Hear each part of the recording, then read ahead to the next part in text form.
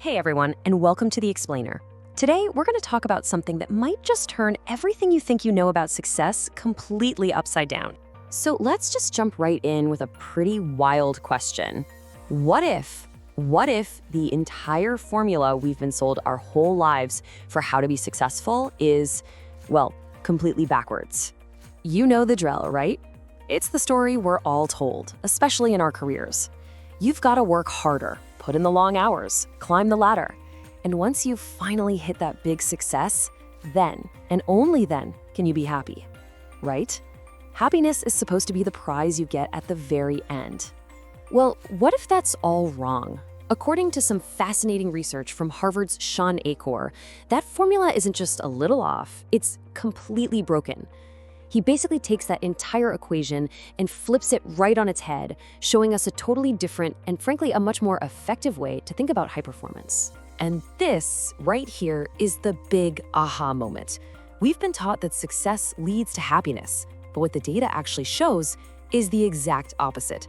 Happiness comes first. It's the precursor to success. Think about that.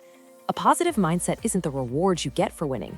It's the fuel, the engine that actually helps you win in the first place. So what exactly is the happiness advantage? It's a pretty simple but powerful idea. A positive brain is just a better performing brain. It's not magic. When you're in a positive state, the research shows you are literally more creative, more productive, more resilient, even more intelligent.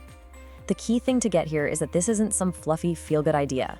It's a scientifically backed framework for giving yourself a real, measurable competitive edge. Okay, that all sounds great in theory, right? But how do you actually do it? I mean, you can't just flip a switch and decide to be happy. This is where it gets really interesting, because the theory translates into some super practical everyday tools you can actually use. The whole book is built around 7 core principles. Now, we're not going to have time to go through all of them, so we're going to zero in on 2 of my favorites, 2 of the most powerful and honestly the most memorable strategies you can start using like today. First up, there's something called the 20-second rule, and it is brilliantly simple.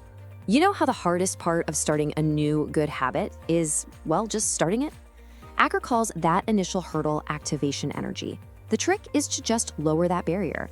Make the good habit just 20 seconds easier to begin. So if you want to read more, don't leave the book on the shelf, put it right on your pillow. If you want to go for a run in the morning, sleep in your workout clothes. It's such a simple little life hack that helps you overcome that initial inertia. Okay, the second one is called the Tetris Effect. And if you've ever played Tetris or any game like it for a long time, you know exactly what this is. You close your eyes and you can still see the little blocks falling. Your brain gets stuck in that pattern. Well, we can actually use that for good by consciously training our brains to look for positives. Like, say, by taking a minute each day to write down 3 things you're grateful for, we can actually rewire our brains to naturally start spotting opportunities and good things around us, instead of always scanning for the next problem or threat. So these are awesome tools for, your personal life. But what does this have to do with work? How is this a game changer in a professional setting? Let's bring this all back to your career and connect it to real business results. Here's why this is so crucial for your job. The data is clear. A positive mindset directly leads to higher productivity and more creativity. It makes you more resilient, so when things get stressful and the pressure is on, you can handle it without completely burning out.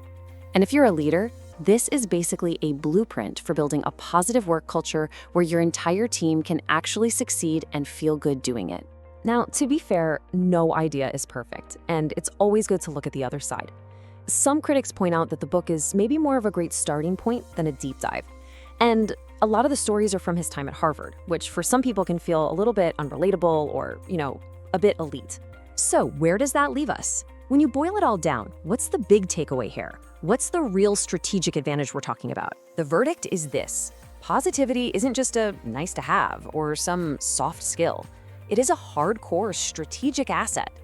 It's about using a scientifically proven mindset to get better results, to be more innovative, and ultimately to build a career and a life that's not just successful, but also sustainable and, well, happy. So I'm going to leave you with a challenge, one that comes straight from the book. Let's go back to that 20-second rule. I want you to think about it right now. What is one small, positive habit you could start that you could make just 20 seconds easier to begin right after this ends.